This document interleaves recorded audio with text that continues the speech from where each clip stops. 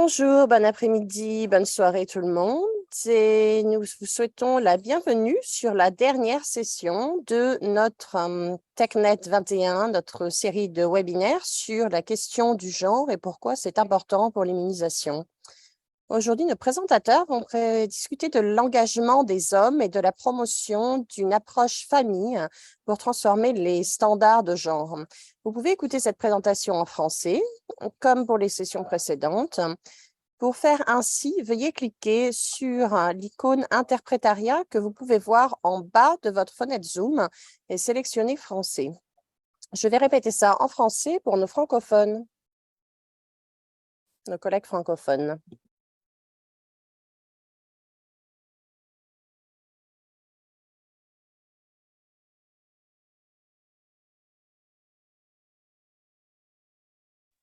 Si vous avez des problèmes techniques, n'hésitez pas à me le faire savoir dans le chat et je ferai de mon mieux pour vous aider pour les résoudre.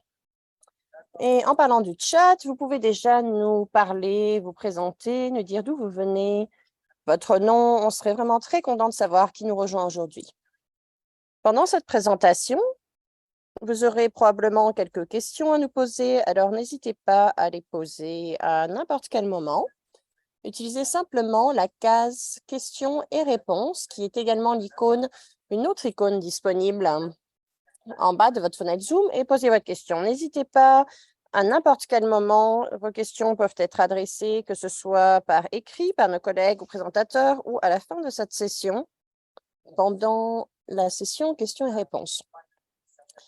Et enfin, cette session est enregistrée et nous allons partager avec vous les liens vers la vidéo ainsi que les diapositives, probablement demain ou au plus tard en début de semaine prochaine. Nous espérons que vous allez aimer cette session et je passe maintenant la parole à Stéphanie.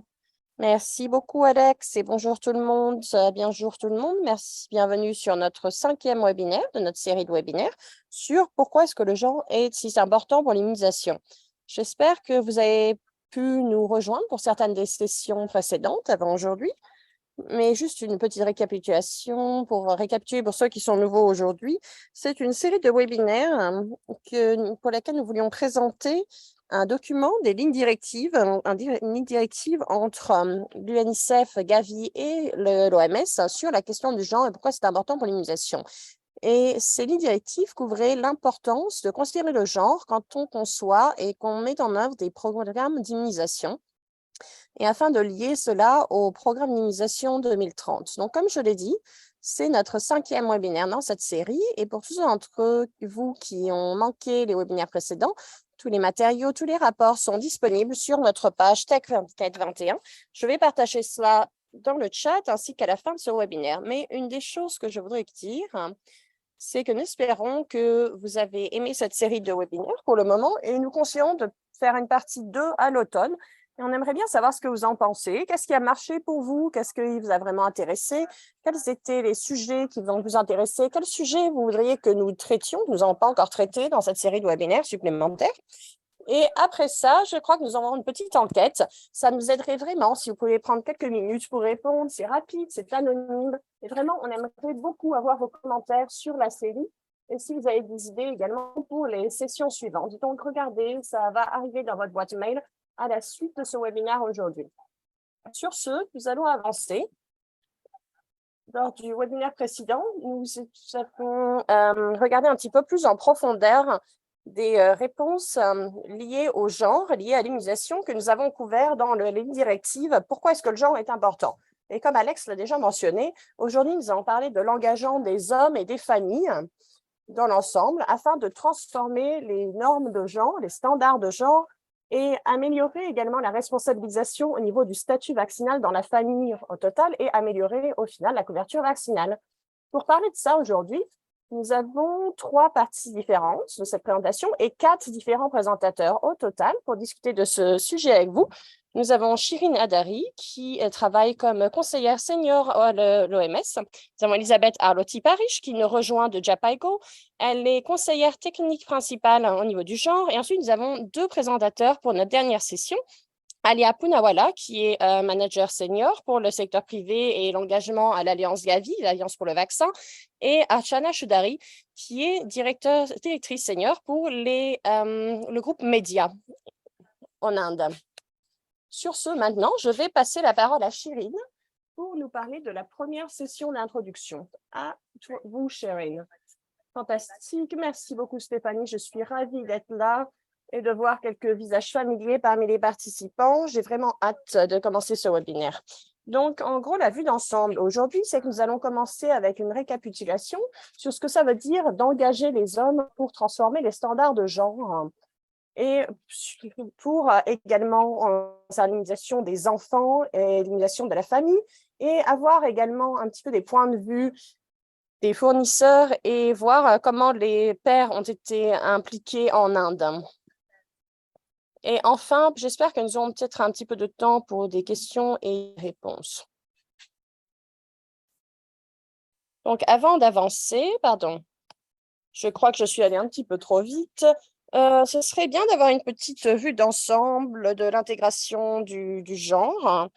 Donc, ça, c'est un papier que nous avons adapté de l'OMS et de son échelle d'évaluation. Ça donne une vue d'ensemble et une révision de chaque niveau. Ça donne des exemples liés au programme d'immunisation. Donc, les programmes et les politiques et les interventions sont considérés comme réactives au genre seulement quand les standards du genre et les inégalités ont été analysés et mesurés de façon appropriée et adressés de façon appropriée afin d'activement adresser les inégalités dues au genre. Donc, un programme qui est réactif au genre, ça peut être spécifique au genre, ça peut cibler un groupe particulier d'hommes ou de femmes ou lié à un problème lié au genre, mais ça veut dire par contre que ça ne met pas au défi ces normes. Ou alors, ça peut être transformateur au niveau du genre. Et ça, c'est des programmes qui essayent d'adresser les causes vraiment qui sont à la racine des inégalités et font une tentative de transformer les normes de genre et les rôles. Les interventions d'immunisation doivent être au minimum spécifiques au genre. Et dans l'idéal, si c'est possible, il faudrait qu'elles soient transformatives. Donc, les programmes qui sont aveugles au genre, par contre, ou inégales au niveau du genre, ça peut au contraire causer des dommages. Et notre principe vraiment au cœur de ce que nous faisons, c'est de ne pas causer de problème, de mal, de dommages. Passons à la diapositive suivante. Voilà. Alors, cibler les femmes seulement. Pourquoi est-ce que si ça peut avoir certains bénéfices, ça ne suffit pas? C'est parce que on manque l'importance de l'implication des hommes en tant que coparents et en tant que personnes qui fournissent des soins à l'enfant au niveau de l'immunisation. Dans beaucoup d'endroits, le système de santé ne reconnaît pas vraiment les rôles des pères de façon adéquate en d'immunisation et il n'utilise pas non plus une approche qui soit transformatrice au niveau du genre en ce qui concerne l'immunisation. Les études ont montré que les programmes d'immunisation qui essayent d'atteindre les hommes peuvent en fait avoir des bénéfices et une amélioration au niveau des programmes de la couverture vaccinale. Donc maintenant, qu'est-ce qu'on peut faire exactement? Quels sont les exemples d'approches qui peuvent être adoptées pour engager les hommes et promouvoir une approche liée sur la famille et transformer les standards de genre? Ce qui est important, c'est de cibler à la fois les femmes et les hommes comme personnes qui sont tous les deux responsables de donner des soins à l'enfant, de s'occuper de l'enfant, les impliquer dans tous les messages qui sont liés à l'immunisation. Ce qui est important aussi, c'est de s'occuper de l'enfant de façon égale. Il faut que les hommes partagent également les responsabilités du foyer. Tout cela, tous ces messages aident également, et ça, il faut inclure également ce qui concerne le foyer et l'éducation.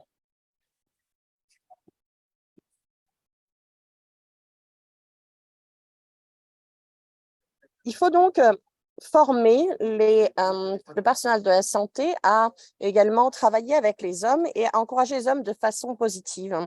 Parce que l'attitude peut être souvent une barrière à l'accès aux services de santé.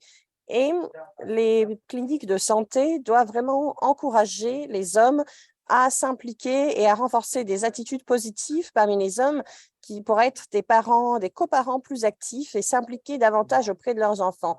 Engager les associations d'hommes et les associations de groupe, ainsi que les leaders religieux dans les communications, ça peut vraiment aider, ainsi qu'utiliser des influenceurs hommes pour renforcer des bons comportements plus égalitaires au niveau du genre.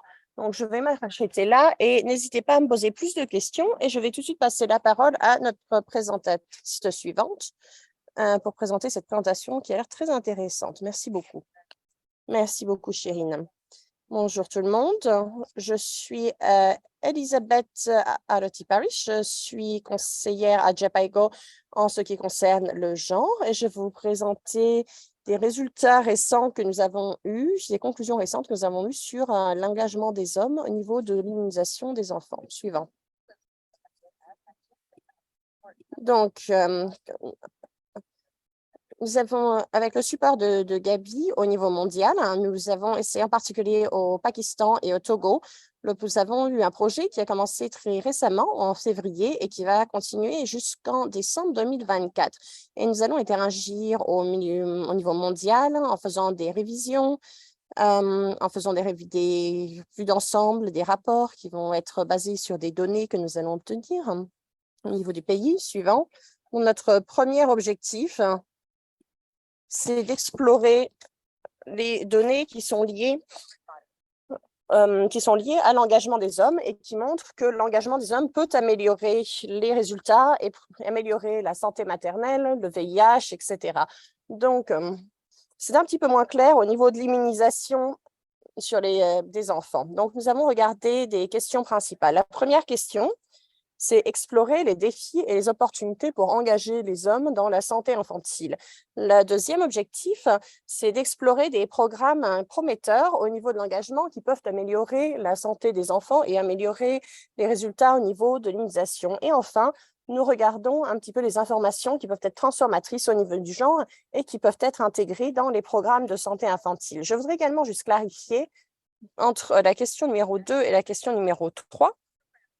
Les programmes peuvent engager les hommes de façon qui ne sont pas forcément transformatrices au niveau du genre, qui peuvent être spécifiques au genre ou sensibles au genre, ou qui simplement sont aveugles au genre, ne causent pas de dommages. Mais ce que nous voulons voir, c'est comment les interventions qui sont basées sur l'engagement des hommes peuvent améliorer les résultats et voir un petit peu aussi comment des approches qui sont plus transformatrices au niveau du genre peuvent être intégrées.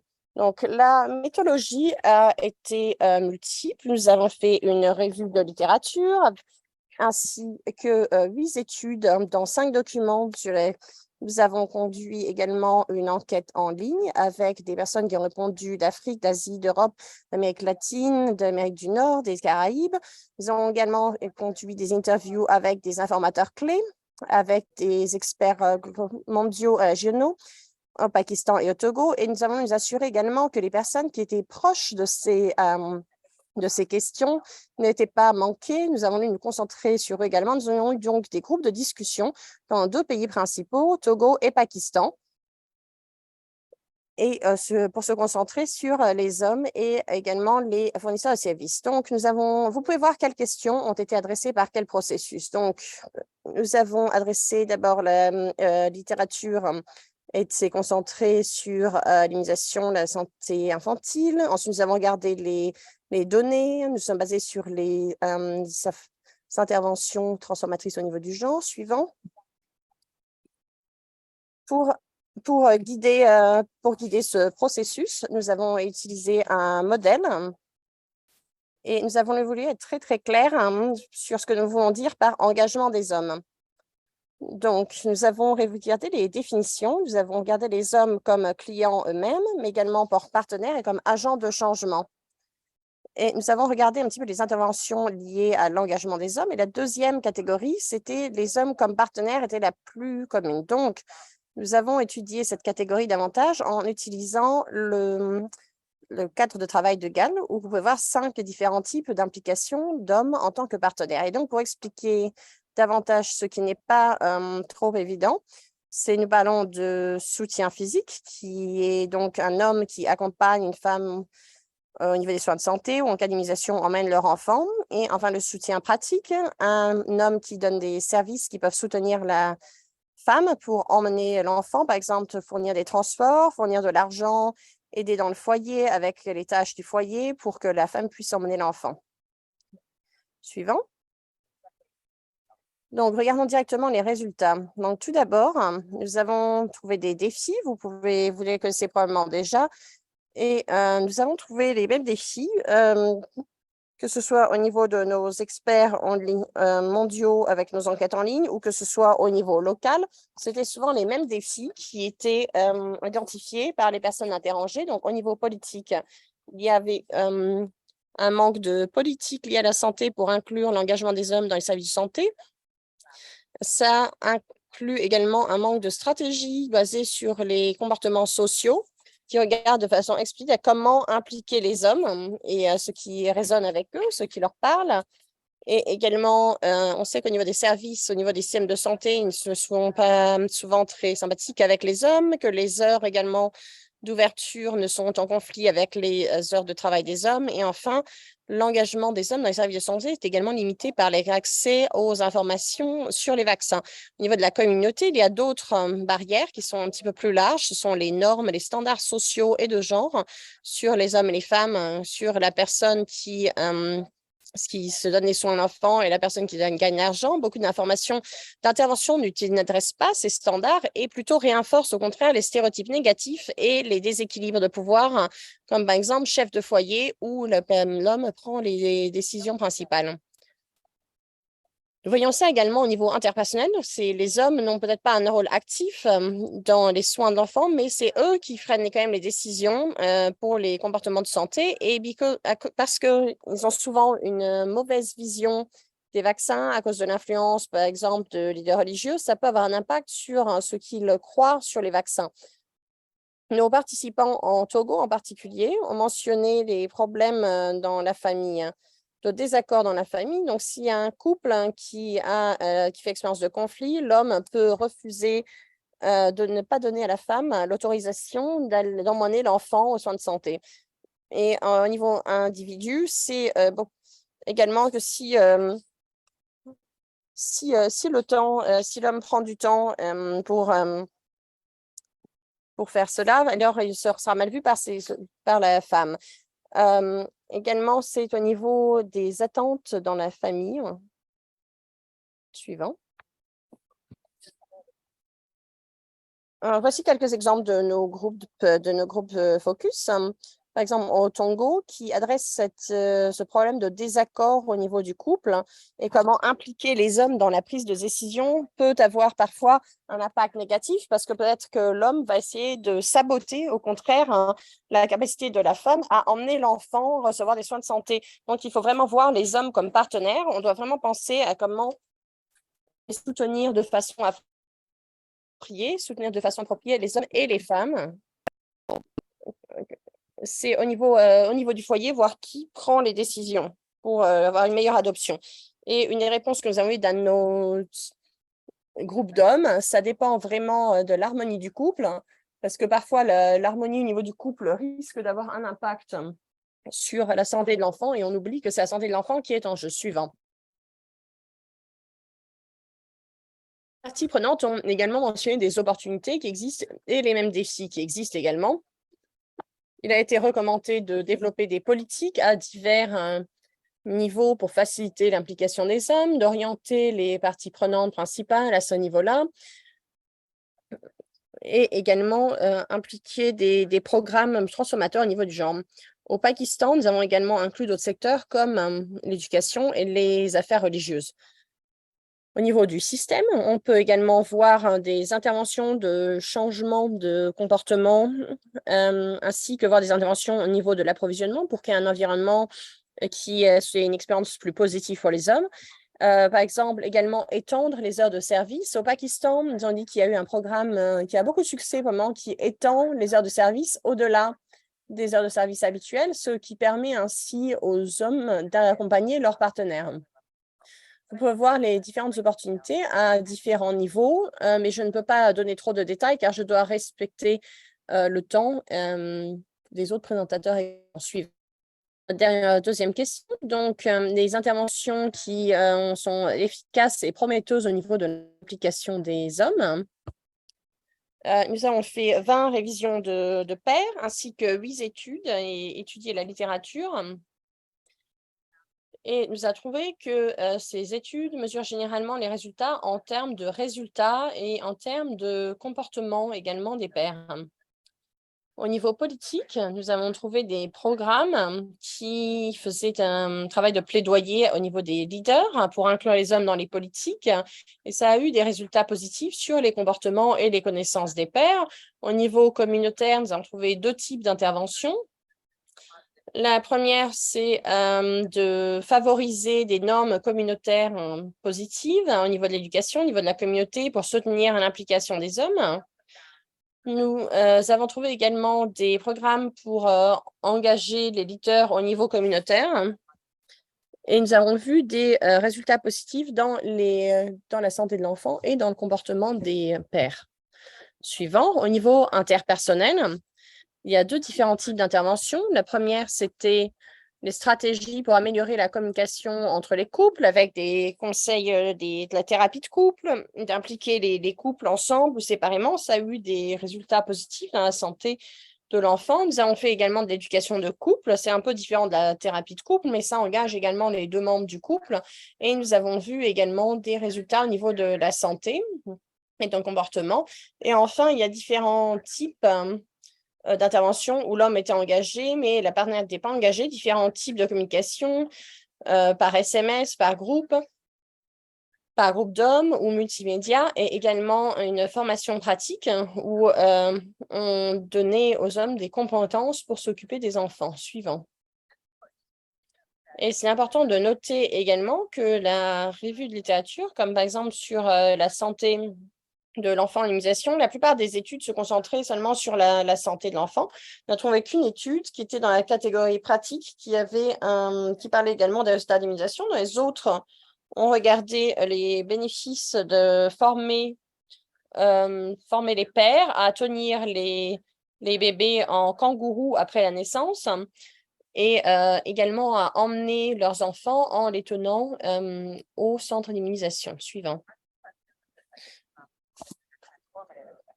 Et enfin, troisièmement, nous allons nous concentrer sur les interventions qui sont transformatrices au niveau des standards de genre. La moitié de nos études ont montré des résultats positifs, que les résultats qui ont été positifs sont souvent liés à des interventions qui sont transformatrices au niveau du genre. Donc, nos interventions montrent bien que pour avoir des résultats positifs, il faut qu'il y ait des changements au niveau des genres, des standards de genre. Donc, qu'est-ce que ces études ont mesuré?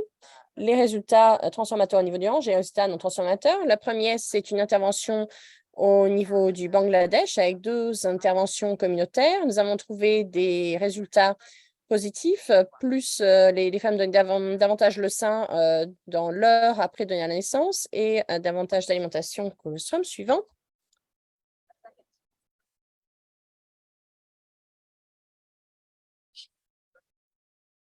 Également, nous sommes concentrés sur les interventions interpersonnelles avec des sessions de coparentage entre l'homme et la femme et on a vu des améliorations ainsi qu'une amélioration au niveau de la prise des décisions jointes.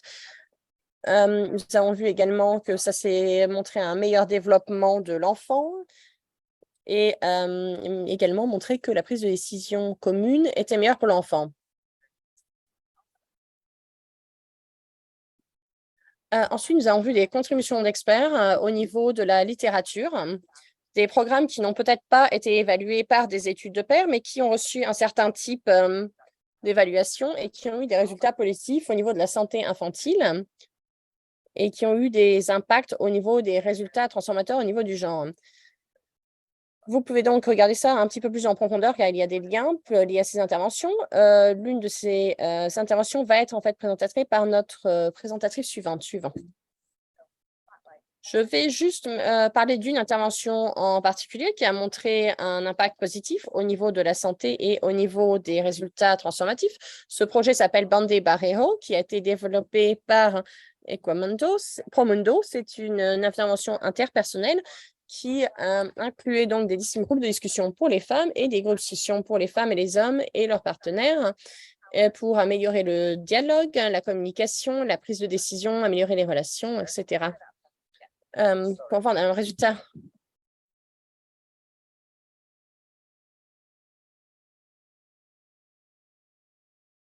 Et vous pouvez avoir des résultats au niveau de la santé, au niveau également, une diminution des punitions physiques des enfants.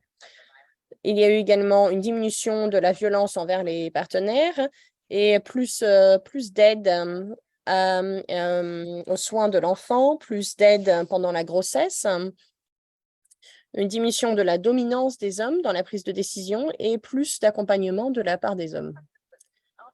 Dans cette revue de littérature, nous avons également regardé les mesures et nous avons demandé aux experts qu'est-ce que nous devrions mesurer. Donc, nous avons reçu finalement plus de questions que de réponses, car le processus de mesurer l'implication des hommes en ce qui concerne l'immunisation, c'est assez récent. Donc, nos experts voulaient en fait s'assurer que nous sachions vraiment ce que nous devions mesurer et également nous assurer que nos mesures devaient être mises à l'échelle et ne devaient pas être seulement conduites qu'une seule fois. Suivant. Et donc, nous avons recueilli des indicateurs, des échantillons d'indicateurs par nos programmes, par nos études, qui mesurent actuellement différentes dimensions de l'implication des hommes au niveau de l'immunisation et de la santé infantile. Nous ne les utilisons pas de façon systématique, ce sont des recommandations sur ce que nous devrions utiliser. Mais ce sont des exemples de ces indicateurs, du fait qu'ils existent, qui peuvent être testés et peuvent être intégrés dans la santé infantile pour mesurer l'impact de l'engagement des hommes et pour mesurer l'impact au niveau des résultats. Comme nous avons mesuré au Pakistan et au Togo, nous allons intégrer certaines de ces mesures. Et nous devrons également penser à la façon de traiter les indicateurs pour mesurer les changements, pour obtenir les résultats que nous voulons obtenir. Donc, des changements dans les connaissances des hommes et dans leur engagement. Suivant.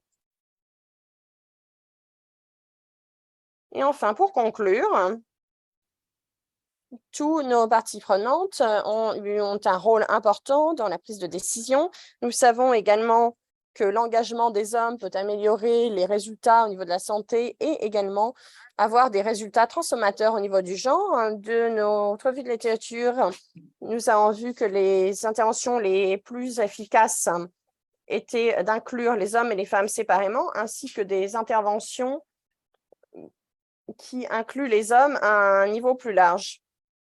Nous avons eu 2 interventions assez prometteuses qui se concentraient au niveau individuel, donc seulement avec les hommes et pas les partenaires. Mais c'est important de savoir que l'engagement des hommes en tant que partenaires et voir comment ils devraient se comporter comme partenaires et également comme agents de changement pour la communauté.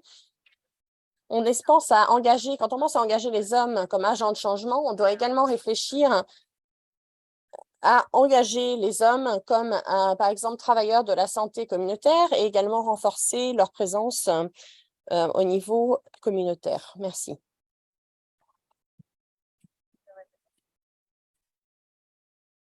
Merci, Elisabeth. C'est une très bonne transition parce que je suis ravie d'illustrer vos conclusions avec un programme spécifique en Inde.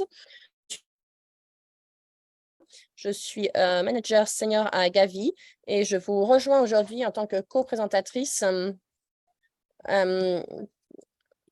avec ma co-présentatrice Archana qui travaille sur le même projet en Inde. Donc, je vais vous présenter aujourd'hui ce projet joint entre plusieurs équipes de mission et Gavi. En Inde, comme vous le savez, on perd un enfant toutes les 2 minutes à cause d'une pneumonie ou de diarrhée, alors que des interventions simples comme se laver les mains et vacciner peuvent aider à renverser cette tendance. Gavi a un partenariat avec Unilever pour améliorer et réduire les incidences de ces maladies prévisibles. Une approche, c'était de placer les femmes au centre avec un programme qui soit délivré par des femmes pour les femmes en tant que personnes qui donnent les soins. Donc, s'adresser à elles et améliorer leurs compétences, ça a un impact direct sur les enfants et ça a été prouvé sur multiples secteurs. Mais souvent, les hommes sont assez invisibles, comme ça a été décrit par Elisabeth, et généralement, ce sont ceux qui prennent la décision. Donc, on devait voir un petit peu davantage comment les pères voyaient leur rôle dans la santé infantile et l'immunisation et le lavage des mains également, qui doit être une habitude journalière. On devait comprendre comment les pères voyaient leur rôle, comment ils vont être perçus également. Donc, nous avons voulu adresser certaines des barrières liées au genre avec une recherche transformative.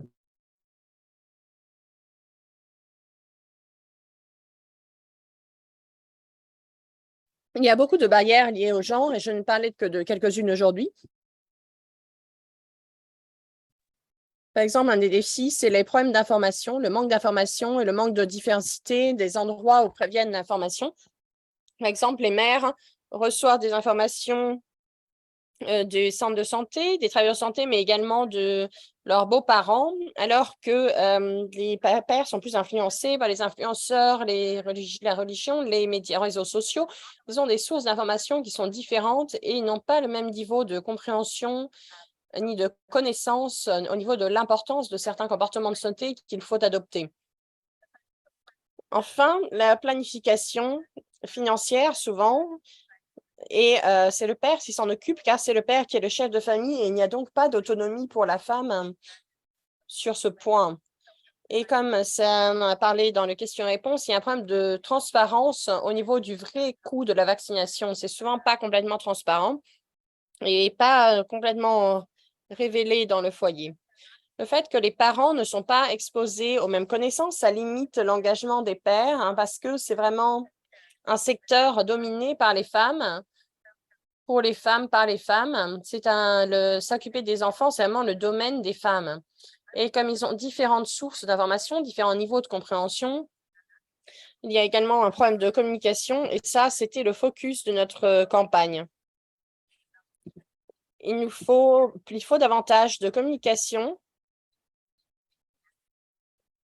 et différentes prises de décision, différentes sources d'informations et ce qui est lié à ce manque d'information et ce qui est lié également à ce manque de diversité au niveau d'information, c'était une vraie barrière, un vrai défi en ce qui concernait les vaccins.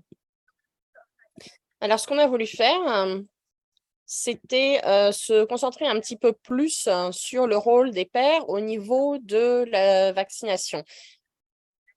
Et donc, nous avons utilisé une méthodologie connue qui se concentre sur les designs basés sur l'humain. Donc, les pères se voyaient, par exemple, en tant que la personne qui s'occupe de l'enfant. Ils veulent un enfant qui va avoir du succès, qui sera bien éduqué, alors que les femmes, c'était plutôt les besoins à court terme, nourrir l'enfant, le garder en bonne santé. Même si les deux parents reconnaissent ont les mêmes aspirations, veulent un enfant qui a du succès, il y a vraiment une différence au niveau de leur aspiration et leur conception d'un besoin d'avoir un enfant en bonne santé pour changer éventuellement le statut de la famille sur le long terme. Donc, le fait qu'il y avait un point de vue différent, des buts, des objectifs différents au niveau des parents, c'est que nous devions co-concevoir de façon réaliste avec le père en tant que chef de famille. Nous avons voulu montrer que notre campagne avait un message montrant que le père protégeait sa famille, des maladies. Et notre message, c'était que s'il y a des maladies, si on ne protège pas la famille, alors dans ce cas, on perd de l'argent. On perd de l'argent, on doit payer la clinique. On a recadré ces interventions sur l'aspect financier, montrer que la prévention des maladies, ça voulait dire qu'on économisait de l'argent. Vous pouvez voir certains des messages que nous avons utilisés pour que le message passe vraiment. Et enfin, en tant que phase pilote et que projet prototype, ce qui nous a permis de nous concentrer sur certains points de communication, c'était ensuite, nous avons pu mettre en œuvre des actions qui ont été supervisées et qui ont montré un certain impact sur les rôles spécifiques aux pairs que nous avions inclus dans le design du projet. Je vais maintenant passer la parole à Archana pour parler un petit peu davantage du cadre de travail et des différentes interventions. Merci Alia. Donc maintenant, je vais reprendre là où Alia s'est arrêtée. Donc, nous avons basé ce programme sur le fait que tous les parents veulent que leurs enfants réussissent et aient une meilleure vie que la vie qu'ils ont vécue eux. Donc, la vision du programme, c'était de persuader les jeunes parents, les jeunes pères, les jeunes mères d'adopter ces comportements qui vont permettre le développement correct de l'enfant. Et ce projet se concentrait donc sur les comportements. Donc, par exemple, vacciner, se laver les mains, ce sont des actions clés. Donc, nous sommes concentrés sur des interventions. Le projet a également parlé de la nutrition des enfants. Ça a également parlé faire des activités avec les enfants. C'est une approche holistique. Et le rôle du père était décrit dans chacune de ces activités.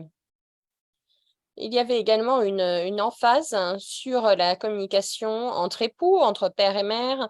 On leur demandait de communiquer sur la santé de l'enfant, sur leur bien-être, leur objectif de développement pour l'enfant. Donc, tout ça a été inclus dans le programme. Donc, tous ces programmes étaient concentrés sur l'enfant. Donc, nous avons dû changer la façon de communiquer dans le projet. Et nous en sommes passés, au lieu de parler de survie, nous avons parlé de succès.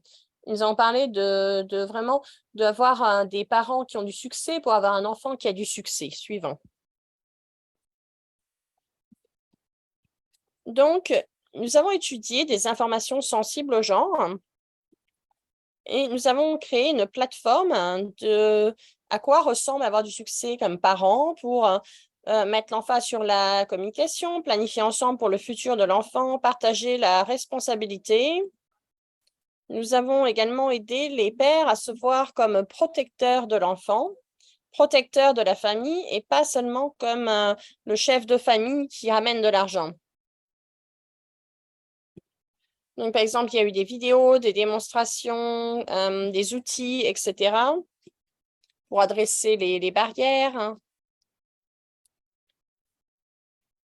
Et l'autre chose très intéressante que nous avons utilisée dans le programme, c'était l'utilisation des médias numériques.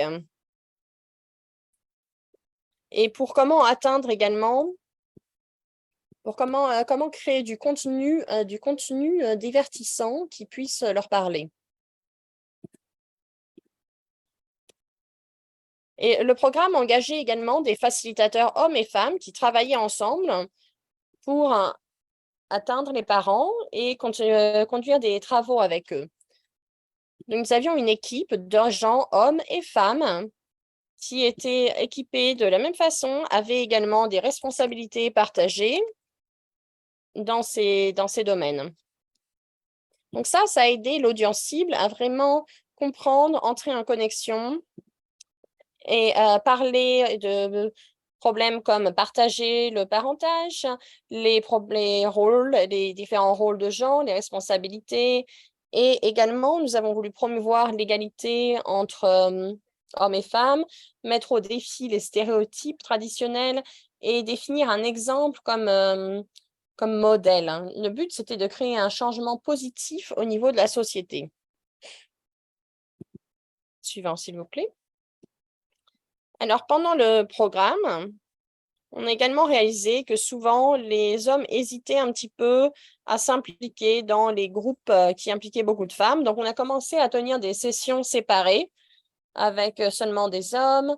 Nous avons commencé des sessions plus tard dans la soirée quand les hommes reviennent du travail.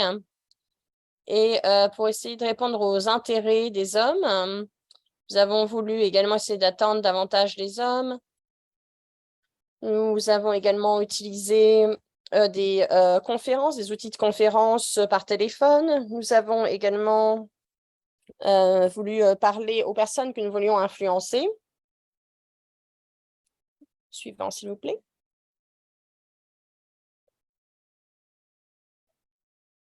Et qu'est-ce que nous avons appris? L'apprentissage, ce que nous avons appris.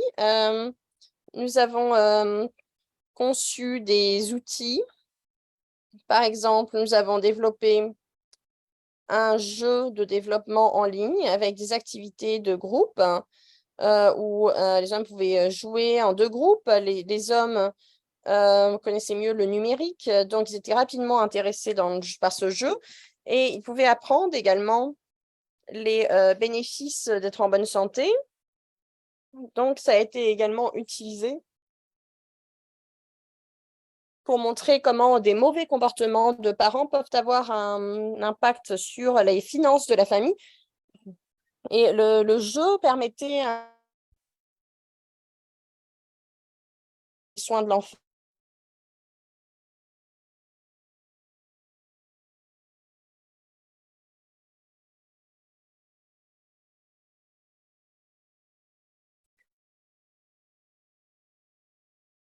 Ça,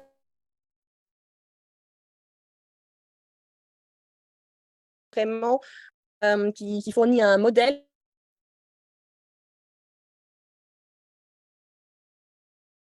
pour les enfants. Et d'autres interventions qui a eu des résultats assez fantastiques. Par exemple, améliorer les zones d'intervention. Nous avons vu une augmentation de 25% sur la croyance que les soins de la santé entre parents et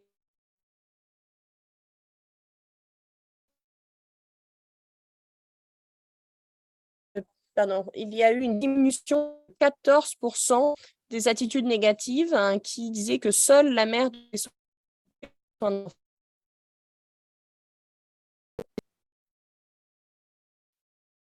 Il y a une amélioration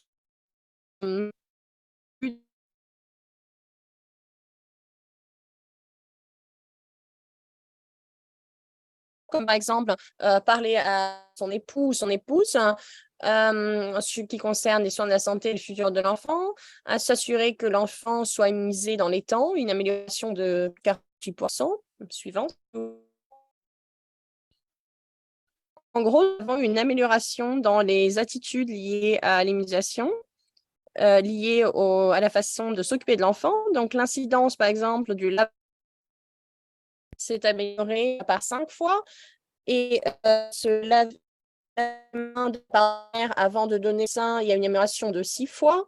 Nous avons eu également une amélioration des vaccins clés, par exemple, quand le vaccin contre le rotavirus, et également une amélioration dans la compréhension de comportements clés en ce qui concerne les parents, comme le besoin d'être proche de l'enfant et d'assurer une nutrition adaptée. Donc maintenant, je vais repasser la parole à Alia pour la présentation.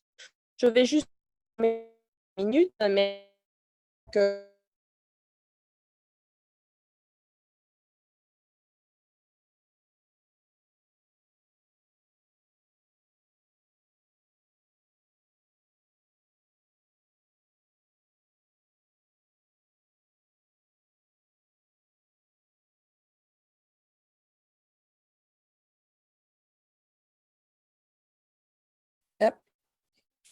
nous pouvons voir également maintenant que nous avons des résultats et de très bons résultats avec 3,7 millions de personnes que nous avons pu atteindre. C'est une campagne qui a gagné également des prix à Pradesh avec le gouvernement qui a également promu, le gouvernement d'Inde qui a vraiment promu cette campagne, ce qui met vraiment en valeur le fait que de se concentrer sur les pères et donner des responsabilités aux pères a vraiment eu un rôle très important en ce qui concerne la vaccination infantile et ça a été vraiment, vraiment une grande réussite.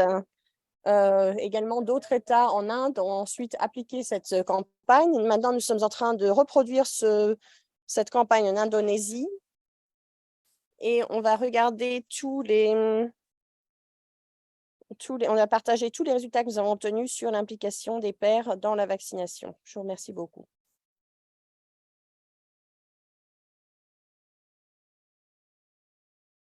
Merci beaucoup et je crois qu'on va essayer de partager une vidéo courte. Donc Alex, si je peux vous passer la parole, vous pouvez partager la vidéo, voir si on arrive à la faire fonctionner. Donnez-moi une seconde. Hop. Et c'est vraiment très enthousiasmant au niveau du projet de suivi en Indonésie. Il faudra qu'on vous invite tous à nouveau pour partager les résultats de cette campagne à l'avenir, une fois que ça a été mis en œuvre, pour partager vos apprentissages. L'Inde a fait de progrès importants dans la réduction de la mort des enfants de moins de 5 ans, mais la pneumonie et la diarrhée restent les deux contributeurs principaux aux morts qui sont pourtant prévisibles. Se laver les mains et vacciner avec se laver les mains avec du savon et vacciner, ce sont les deux interventions qui peuvent avoir le plus de succès contre la pneumonie et la diarrhée. Le programme Safal Shuruat, un début qui a eu du succès, sponsorisé par Gavi, l'Alliance du vaccin, a permis des changements de comportement chez les parents d'enfants de 0 à 2 ans sur la vaccination et sur le fait de se laver les mains avec du savon à des moments clés. Le programme encourage les jeunes parents à adopter ces comportements pour s'assurer que chaque groupe, au niveau du développement, s'assure que l'enfant ne survit pas simplement, mais également se développe bien. Ce programme inclut des interventions sur le développement d'enfants, la nutrition, le lavage des mains avec du savon pour une intervention holistique. Le programme se base sur une communication entre hommes et femmes avec des communicateurs hommes et femmes qui emmènent les parents dans un parcours d'apprentissage avec l'aide de la technologie et des sessions vidéo. Ce projet a fait des changements importants dans les pratiques, les communications et les connaissances des groupes cibles. L'adoption des vaccins prioritaires sont fortement développées. Se laver les mains avec du savon, ça a augmenté de 70%. Après la défécation, l'impact du fait que les femmes se lavent les mains avant de donner le sang, ça a augmenté de 6 fois. Le programme a atteint plus de 3,8 millions de personnes dans les dernières 5 années.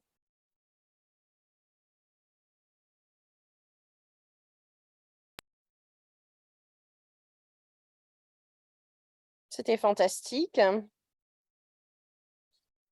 Merci d'avoir partagé. Je vais partager mon écran pour que tout le monde voit les liens, mais nous avons encore quelques minutes pour les questions et les réponses.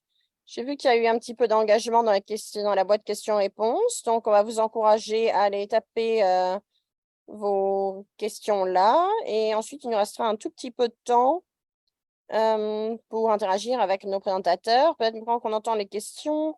Je vais inviter Elisabeth, peut-être. Elisabeth, elle a déjà répondu à cette question à Jean-Pierre dans le chat. Ça met vraiment en lumière l'importance d'engager certaines communautés spécifiques et de parler vraiment et de gérer les interventions de façon appropriée. Donc, Elisabeth, vu qu'on a un petit peu de temps, allez-y. Oui, donc il y avait une question qui était que nous voyons parfois que les femmes elles-mêmes sont plus hésitantes, ne veulent pas engager leur partenaire, parce que quand elles le font elles-mêmes, peut-être parfois elles sont un petit peu malhonnêtes au niveau de l'argent qui est nécessaire pour le transport. Donc comme ça, elles peuvent obtenir un petit peu d'argent de la part de leur partenaire et garder le reste. C'est pas ça vraiment être malhonnête, mais c'est un point plus important. Quand on parle de l'implication des hommes, on doit également penser à la façon, est-ce que les femmes veulent que les hommes soient impliqués? On veut que ce soit un espace sûr pour les femmes, on veut que les femmes se rejoignent, socialisent, créent leur propre réseau. C'est peut-être un endroit aussi où les femmes peuvent parler des problèmes de violence, le centre de santé. Donc, s'il y a beaucoup de raisons qui font que les femmes ne veulent pas forcément que leur partenaire masculin vienne avec elles. Donc, vraiment, on doit réfléchir à ce qu'on veut dire quand on parle d'engagement des hommes pendant ce processus de co-création. On ne veut pas juste demander aux hommes comment ils veulent être engagés, mais on doit demander à leurs partenaires comment est-ce qu'elles veulent que leurs partenaires soient engagés. Donc, on regardait un petit peu ce problème, par exemple, de malhonnêteté au niveau des finances, qu'on a entendu de la part de nos collègues au Togo, qui ont dit que dans beaucoup de cas, les femmes n'ont pas leur propre accès aux finances. Donc, ça crée ce besoin d'obtenir de l'argent là où elles le peuvent. Beaucoup ont dit que quand on réfléchissait à ce problème de décision, et comment on ne devrait pas renforcer le pouvoir des hommes d'être les personnes qui prennent les décisions, mais créer un environnement dans lequel les femmes peuvent avoir un impact. Donc, ça veut dire créer une autonomie pour les femmes où elles peuvent avoir leur propre argent au niveau de la prise de décision jointe.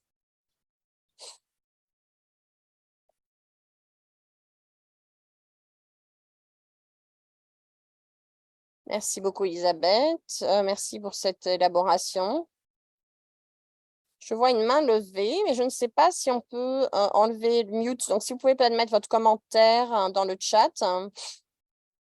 dans la case questions et réponses. Comme ça, on peut répondre de cette façon. Pendant qu'on attend, je vois que Abdou avait une question très intéressante plutôt.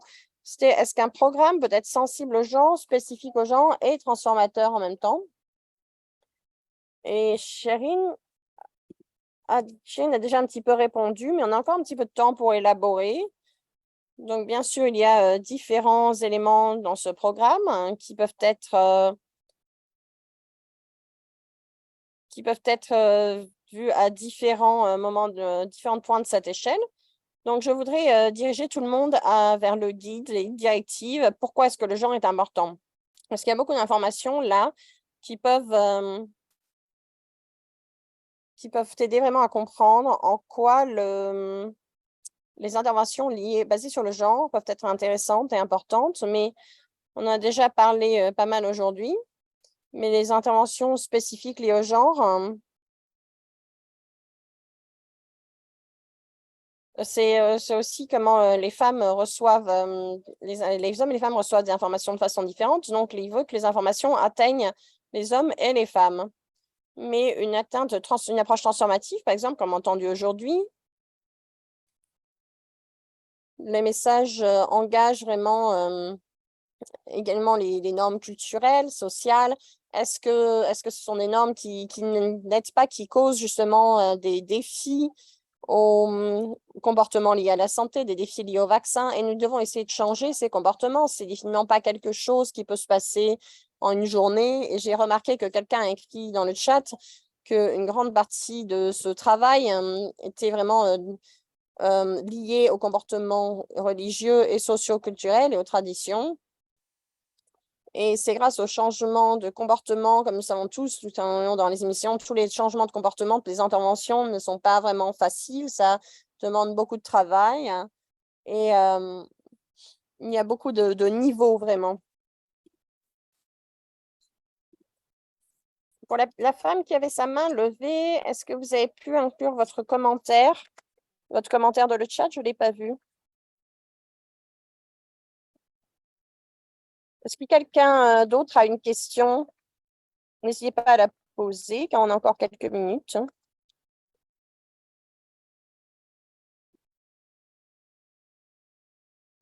Sinon, ça veut peut-être dire que notre présentation était très claire et très détaillée. Sinon, si vous avez d'autres questions, on peut y répondre.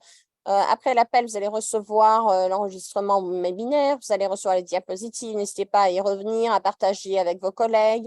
Et tous les matériaux sont disponibles sur le lien TechNet, là sur l'écran. Et juste pour revenir à ce qu'on a mentionné au début de l'appel, pour ceux qui sont venus en retard, on va envoyer une petite enquête très courte pour avoir vos commentaires sur cette série de webinaires, mais également avoir votre opinion sur ce que vous voudriez voir sur les séries suivantes. Si on fait une partie 2, on a toujours encore quelques exemples d'interventions transformatives au niveau du genre qui sont couvertes dans le guide. On n'a pas forcément pu les développer dans cette série assez courte en 5 parties. Donc, il y a encore de la place pour différents sujets. On veut savoir un petit peu ce que vous avez aimé, ce que vous voudriez qu'on répète et ce que vous aimez qu'on inclue dans une autre série de webinaires. Donc, n'hésitez pas à prendre le temps de remplir cette enquête quand vous la recevrez. Et sur ce, je voudrais juste remercier nos hôtes TechNet et notre interprète comme d'habitude. Bien sûr, Michaela pour son travail, pour avoir coordonné toute cette série de webinaires. Je vais vous repasser la parole, Alex, si vous avez quelques conclusions. Sinon, je crois qu'on a fini. Merci Stéphanie. Je crois que vous avez tout dit. Je voudrais remercier Merci d'avoir assisté à la dernière session. Vous allez recevoir un email dans l'heure qui suit. Et l'email avec le lien vers les matériaux dans les jours à venir. Je souhaite à tout le monde une bonne fin de journée et j'espère vous revoir bientôt pour une nouvelle session de webinaire. Merci à tous et passez une bonne fin de journée. Au revoir.